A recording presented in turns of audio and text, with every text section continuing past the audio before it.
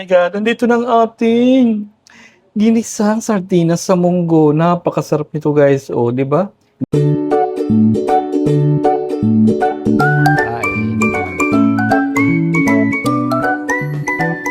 Sarap. Sarap ng feeling. Ano ito? Hello mga kapapas, so welcome back ulit sa aking channel. So ngayong araw ay magluluto ulit tayo ng ulam. Ito yung ulam na hindi ko pa nakikita sa social media, hindi ko pa nakikita sa Facebook, sa TikTok, sa YouTube. Siguro hindi ko pa nasi-search. So ito yung ulam na pwede mong ilahok sa kahit saan, sa kahit anong luto. Pwede siya sa gisa, pwede siya sa gulay, pwede siya sa gata, at pwede siya sa kahit ano. Na-try ko na siya sa adobong manok. Tapos ngayon, susubukan naman natin siya sa ginisang munggo. Okay? So ito yung sardinas. Susubukan natin siyang ilahok sa ginisang munggo. Kasi di ba, kalimitan lang naman na nilalagay sa ginisang munggo is tinapa, pwede siyang sa manok, pwede siyang sa baboy. So, naisip-isip ko na bakit hindi kaya natin gawin ng panibagong version ang ginisang munggo na lagyan ng sardinas. Okay, tara, simulan natin at kung paano natin to papasarapin. Okay? And so, ito yung mga kailangan natin. So, kailangan natin dito ng bawang sibuyas. Ayan, andyan yung tokwa, kamatis, okra. At yung pinalambot na nating munggo. Ayan. Malambot na siya. At syempre, hindi mawawala yung sardinas na ilalagay natin. Okay? So, nakapagpainit na tayo ng pan. Ayan, lalagyan natin siya ng mantika. Ayan, mainit na siya. So, lalagyan natin siya ng mantika. Ayan. Ayan. So, nakalimutan ko nga pala sabihin sa inyo na maglalagay pa pala tayo dyan ng chicharon. Okay? Maglalagay tayo dyan ng chicharon. So, may binili pala ako ditong chicharon. Ayan. Binili ako ditong chicharon. So, ayan, mainit na siya. Ilalagay na natin tong bawang. Ayan. Naalang natin siya. Lutuin muna natin yung bawang. Ayan. Hintayin muna natin siya mag golden brown. Ayan. Lagyan natin yung sibuyas.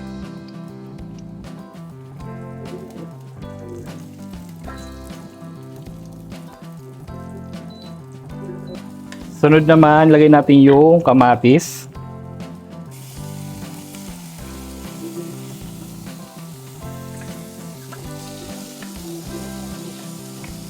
Haluin lang natin siya mabuti. Mag-a-add tayo dito ng asin kasi sabi ng mga chef, mas lumalabas yung aroma pag nagigisa pa lang ay naglalagay na ng asin. Mas lumalabas daw yung flavor ng ginigisa natin. Okay? Yan. Yung tokwa ay hinihiwa ko na into ayan. Iwain natin siya sa tatlo. 3x3. So, igisa lang natin yan. Hintayin natin maluto yung kamatis. Yung parang magdurog-durog na siya. Di ba? Panibago to sa ano nyo, sa panglasa or sa panrinig nyo. Or panibago sa mata nyo na ganito yung gagawin natin sa munggo. Ginisang munggo sa sardinas. Kasi yung sardinas kasi naman is kahit saan mo siya pwedeng i-partner, masarap, di ba? Oh, pwera na lang doon sa mga taong hindi kumakain ng sardinas. So, ayan. Yung munggo kasi, yung sagisadong munggo, kahit ano naman ilagay mo dyan, pwede. Nilalagyan nga ng gulay, nilalagyan ng kalabasa, ng okra, ng sitaw, ano pa ba yung mga gulay-gulay na dahon-dahon. Ayan. Ayan. Ayan. Tapos, ilalagay ko na tong tofu. Ilalagay na natin tong tofu.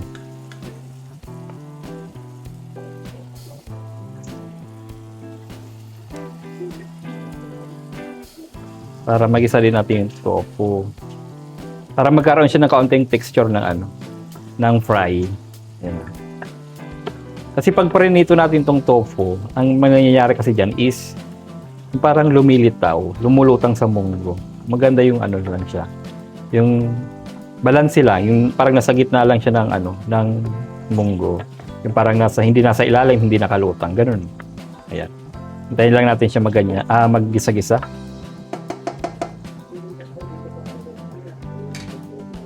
Tapos itong okra, gagawin natin dito is hatiin natin siya sa 3.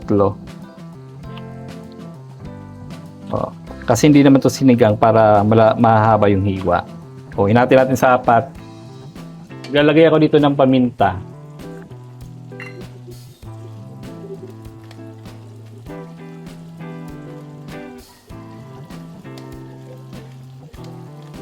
Yan, mas masarap, mas maraming paminta. Yan.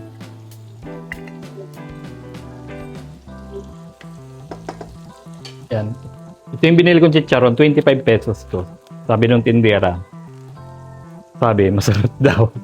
Siyempre, alam naman sabihin hindi masarap. So, paano bebenta? So, kaya, siyempre, dahil kailangan natin chicharon, kinagat natin tong 25 pesos. Parang hindi pa tayo dito lugi sa 25 pesos. Ayan. Tikman natin. Masarap. Malasa. Hindi siya yung parang tulad ng ibang chicharon na parang pagkagat mo, hangin agad. Sarap. Sarap nga. Sabi natin, sarap ah. Loose Chicharon Special. Sa ano to? Gapan. San Vicente Gapan. Sarap ah. Sarap ng chicharon nyo. Parang yung chicharon sa ano, yung parang mga chicharon bulaklak ng Bulacan. Ganito ang lasa.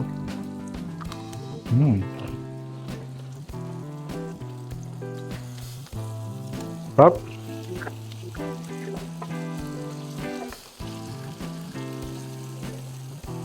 Ayan na. Next. Ilagay na natin itong sardinas. Mag-add pa tayo ng kaunting mantika.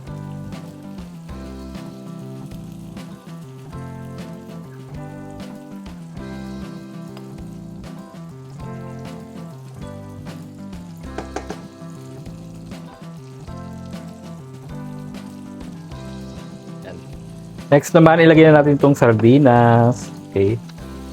Yan o. Nagdidikit-dikit na yung tofu.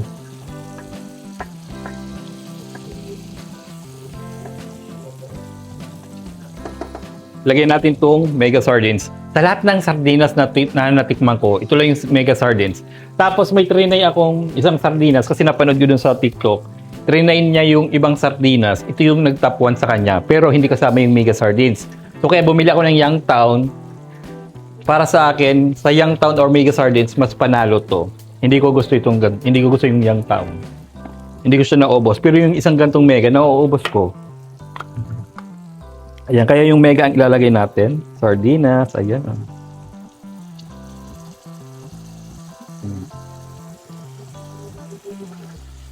Ilan lang yung laman.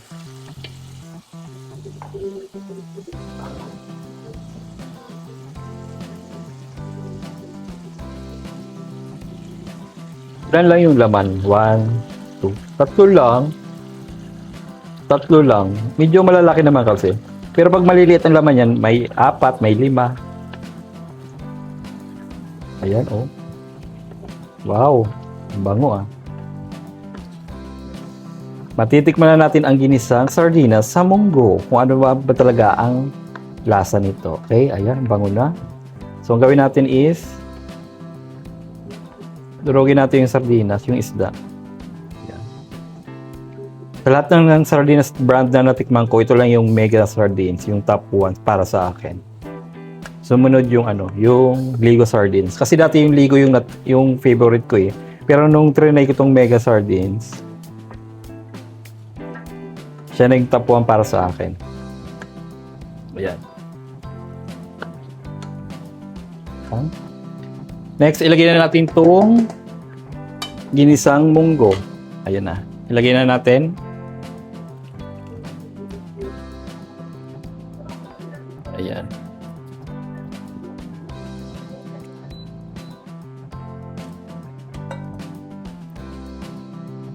Wow. Ngayon ka palang makakita ng ginisang munggo na mapula, di ba? Oh. Yan. Wow, parang sarap niya. Ayan. Wow. Ayan. Tapos ilagay natin tong okra kasi yung okra ay matagal mapalambot.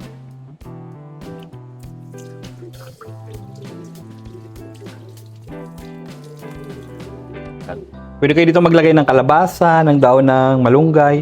So, titingnan natin kung may daon ng malunggay sa likod. Kung may mga talbos. Ang nilalagay ko lang kasi daon ng malunggay, yung pinakatalbos, para mas masarap. Ayan, ang ganda na niya. Ayan. Cover muna natin siya.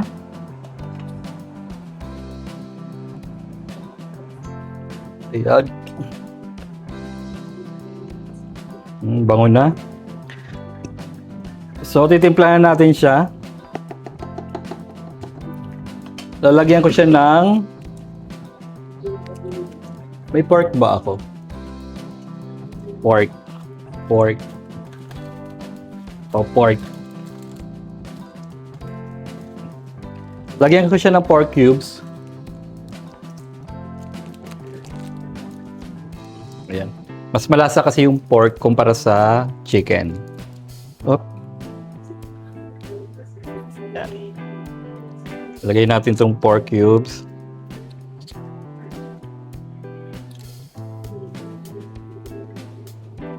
Tapos haluin natin. Ayan. Yung tofu natin is luto na. Yung okra na lang kaunti pa. Sana yung nor cubes. Ayan.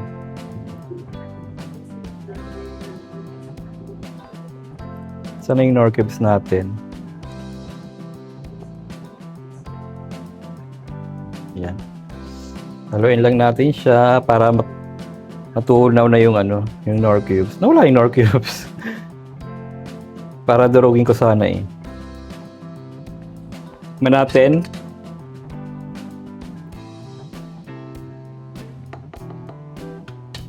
Ayan, titikman natin kung ano pa yung kulang.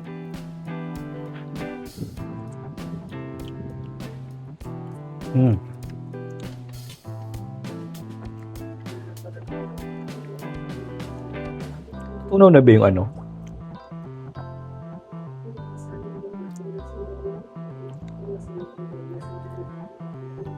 Okay, natunaw na siya. Lagyan natin ng magic sarap at asin. Yan. At tayo ng asin. Kaunti lang kasi maglalagay pa tayong chicharon eh. Ayan, asin. Tapos magic sarap. Bas natin yung magic sarap.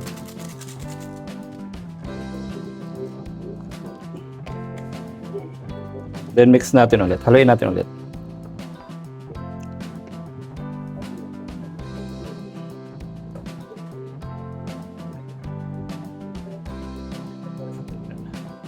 Haluin natin mabuti.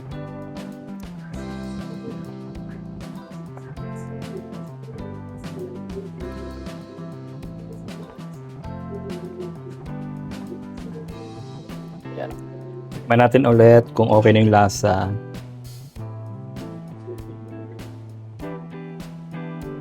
Ayan, tikman natin ulit.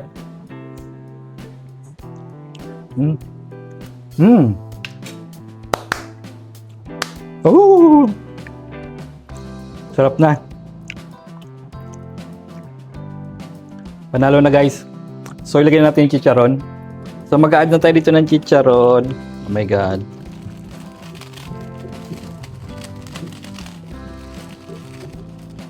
Ayan. Ayan, oh my god. Magkita tayong kaunti pang toppings. Pagluto na. Ayan, tama na yan. Wow. Hinaan natin yung apoy. Ayan. Ayun na guys, ang sarap na niyan. Oh my god. Oh. Oh my god, andito ng ating ginisang sardinas sa munggo. Napakasarap nito guys. Oh, di ba? Hindi mo akalain, oh. 'Di ba? Na mas mapapasarap ng sardinas ang ginisang yung munggo. Hindi lang baboy or manok ang nagpapasarap sa ginisang munggo. Pati sardinas pwedeng-pwede. Ayan na, luto na yung ating ginisang munggo. Patayin na natin ang apoy. Ayan. Patayin na siya. So ngayon, kakain na tayo. Oh my God. Sasandok na ako ng kanin na. At 2:00 na, hindi pa ako nakain. Ayan. Late na kasi yung nagising eh. Kuha tayo dito ng Oh my God. Ang sarap nito guys. Hindi na ako naglagay ng dahon ng malunggay kasi walang dahon ng malunggay sa likod. Matatanda na yung dahon. Ang ginagamit ko lang kasing dahon ng malunggay yung pinakatalbos. Yung talagang nasa dulo. Yung parang yellow-green pa yung kulay niya. Ayan. Paulan na naman. Okay yan para hindi masyado mabanas, no? Mahirap yung sobrang banas. Masyado access sa kuryente. Kung gusto niyo maglagay dito ng sutanghon, pwede kayo maglagay ng sutanghon. Okay? Ito na ang ating ginisang munggo sa sardinas. Oh my God. Kainan na tayo. Kainan na. Ayan, tikman na natin. Ayan, mainit pa yung mainit yung kanin ko. Kakasain ko lang. Ayan, oh. Oh my God. Look. Nag-uusok-usok pa yan. Paniguradong mapapasok tayo dito. Hipa natin. Lagyan natin ng okra. First bite. Kain po. Kain. Ayan. Mainit pa yung usok eh.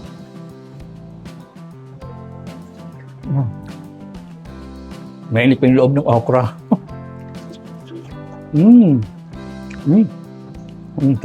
Sarap ng okra. Lagyan tayo ng tokwa. Yung tokwa, hatiin natin at mainit yung loob niyan. Oh my God. Papapasok tayo niyan. O, kita nyo yan, umuusok-usok pa. Ito yung chicharon. Lahat tayong nakuha ang chicharon Promise, sabi na eh. Pwedeng yung sardinas sa ginisang, sa ginisang munggo. Kasi naisip-isip ko, kung magmumunggo ako, magbababoy na naman. Nag-iiwas nga ako sa baboy. Nagmanok na ako nung isang, kahapon ba yung nagmanok? Oo, kahapon nagmanok ako. Tapos ngayon magmamanok ulit. So, naisipan ko, may mga stock naman ako ng dilata.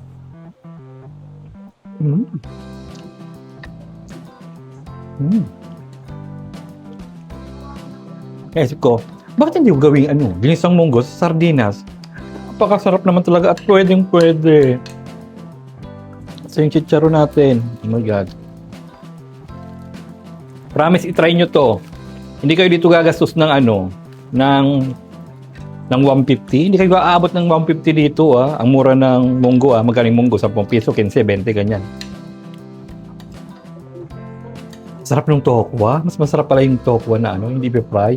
Tapos ilalagay mo sa ginisang munggo.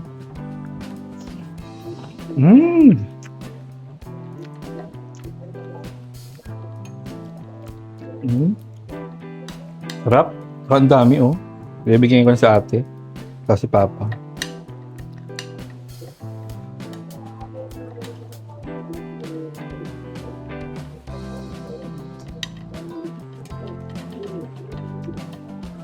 Sarap, gamis.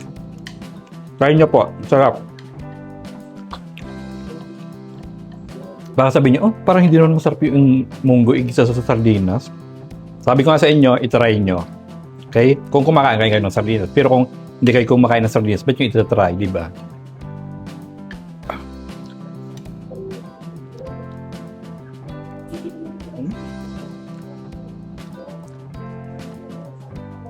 Sarap ng tokwa.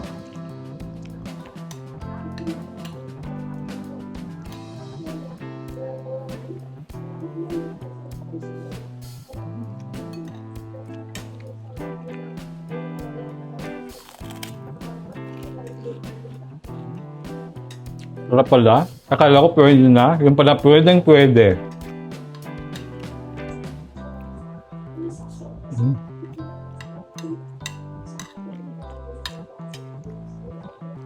So hanggang dito lang mga kapapas. Thank you for watching. Kung gusto nyo subukan nyo na, promise, panalong panalo.